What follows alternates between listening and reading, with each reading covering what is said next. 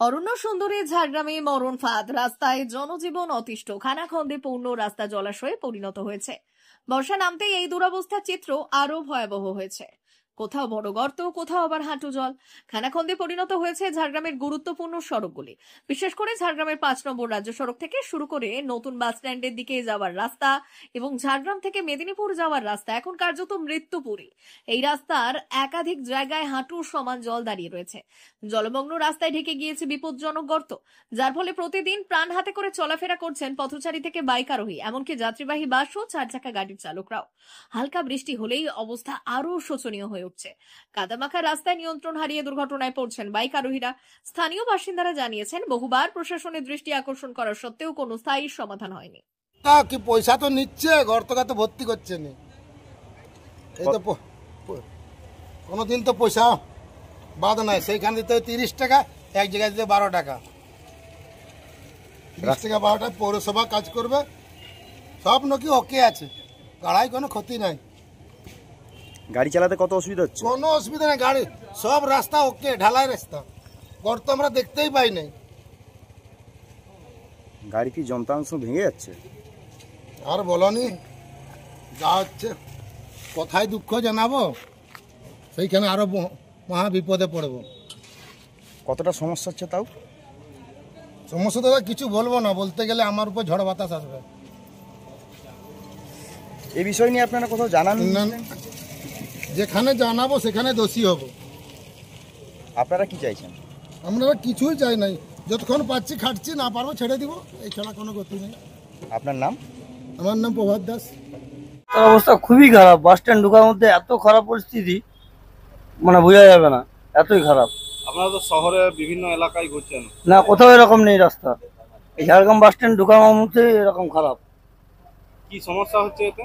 সমস্যা এতে গাড়ি পাতি কাটবে, প্যাসেঞ্জারের গায়ে কোমর ভাঙবে গাড্ডায় পড়লে, এটাই সমস্যা। গাড়িতে একেবারে হেলে পড়েছে। হ্যাঁ, গাড়ি একেবারে হেলে পড়ছে। কোনো ব্যবস্থা? কোনো ব্যবস্থা এখন আর কিছু নেয়নি। এই বিষয়ে আপনারা কোথাও জানাননি? এইখানে বলেছিলাম স্ট্যান্ডে যারা সব টাকা নেয় তাদেরকে বলা হয়েছিল, তারা বলছে ঠিক আছে দেখছি কি করা যায়। এখনো পর্যন্ত কোনো সিদ্ধান্ত নেই। আপনারা কি চাইছেন? আমরা চাইছি এটা রাস্তাটা ঠিক হলে তো ভালো, সবারই ভালো, গাড়িগুলো ঠিকভাবে ঢুকবে। আমরাও হয়রানে আছি, প্যাসেঞ্জারও হয়রানে আছে। কি নাম আপনার? প্রদীপ পাল। ঝাড়গ্রাম পৌরসভা 14 নম্বর ওয়ার্ডের রাস্তার অবস্থা খুবই খারাপ। এখন এমন অবস্থা, ছোটোখাটো ডোবা, হ্যাঁ, ওই মাছ চাষের উপযোগী হয়ে গেছে, রাস্তায় চলার উপযোগী নয়।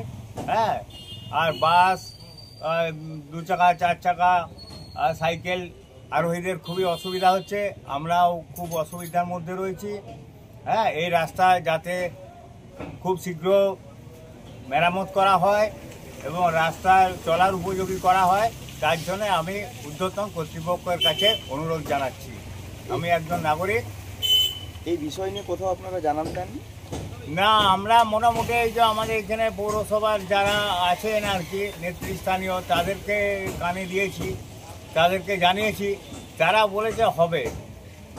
হ্যাঁ, হবে বলেছে, তো হয়ে গেল 1 মাস, কিন্তু এখন পর্যন্ত কোনো ফল পাইনি। কতটা সমস্যা তাহলে? সমস্যাটা এই রাস্তাটায়, পুরো ওই দিকের রাস্তাটা, নতুন বাস স্ট্যান্ড ঢোকার যোগ্য রাস্তা রয়েছে কি? না, যোগ্য রাস্তা নেই, রাস্তাগুলো খুবই খারাপ। গাড়ি বলুন, কি বলবো, মোটর সাইকেল, স্কুটার, তারপরে মনে করেন এই টোটো ড্রাইভাররা প্রতিদিন এসে আমাদেরকে বিরক্ত প্রকাশ করে যাচ্ছে, বলে আপনাদের এই রাস্তায় আসতে আমাদের প্রচুর ক্ষতি হচ্ছে। আসতে চাইছে না? না, আসতেই চাইছে না, এবং প্রচুর ক্ষতি হচ্ছে নাকি ওদের যন্ত্রাংশের। আপনার নাম? আমার নাম হিলোল কুমার রায়। আমরা দেখছি যে প্রত্যেক বছর বর্ষার সময় এই ঝাড়গ্রাম শহরের বিভিন্ন অলি গলি থেকে আরম্ভ করে মেন রাস্তার অবস্থা খুবই খারাপ। তো দেখা যায় যে বর্ষার ঠিক আগে আগে কিছু রাস্তা একটা ফুটপালিশ দিয়ে মেরামত করা হয়, তো বর্ষার জলে সমস্ত ধুয়ে যায়। তো আমরা দেখেছি যে যেটা মেন আমাদের ঝাড়গ্রামের বাস স্ট্যান্ড, সেই বাস স্ট্যান্ড ঢোকার মুখে প্রায় 1 হাত গর্ত, যে কোনো সময় দুর্ঘটনা ঘটছে। ছাত্ররা, বিভিন্ন পথচারী মানুষরা এবং যারা সাইকেল আরোহী বা মোটর সাইকেল আরোহী দীর্ঘ সময় দেখা যাচ্ছে যে সবসময় বিভিন্ন প্রত্যেক দিন কিছু না কিছু একটা দুর্ঘটনার সম্মুখীন হচ্ছে।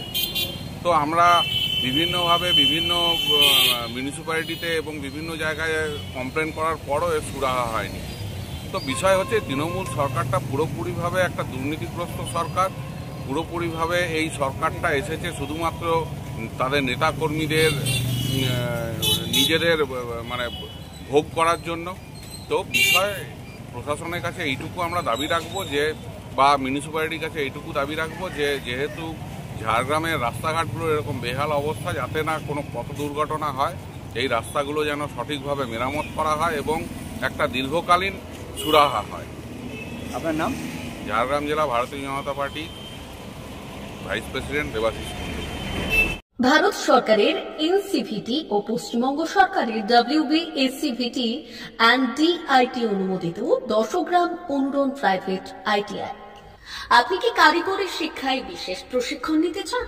কারিগরি শিক্ষার একমাত্র বিশ্বস্ত প্রতিষ্ঠান 10 গ্রাম অনুরণ প্রাইভেট ITI, 10 গ্রাম, সবং, পশ্চিম মেদিনীপুর। আমাদের এখানে ইলেকট্রিশিয়ান, ফিটার, সার্ভেয়ার এবং হেলথ স্যানিটারি ইন্সপেক্টরের কোর্স যত্ন সহকারে করানো হয়। ভর্তি চলছে। ভর্তি হতে আজই আসুন আমাদের 10 গ্রাম অনুরণ ITI-তে। মাত্র 2 বছরে ইলেকট্রিশিয়ান, ফিটার, সার্ভেয়ার এবং 1 বছরে হেলথ স্যানিটারি ইন্সপেক্টর কোর্স করানো হয়। এখানে প্রশিক্ষণ শেষে পেয়ে যাবেন 100% জব গ্যারান্টি।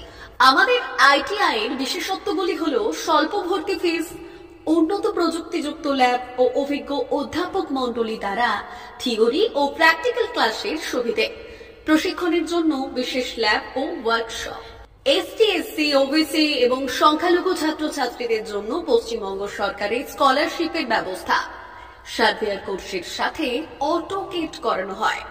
অত্যাধুনিক শীততাপ নিয়ন্ত্রিত কম্পিউটার ল্যাব ও প্রজেক্টরের মাধ্যমে ক্লাসের সুবিধে।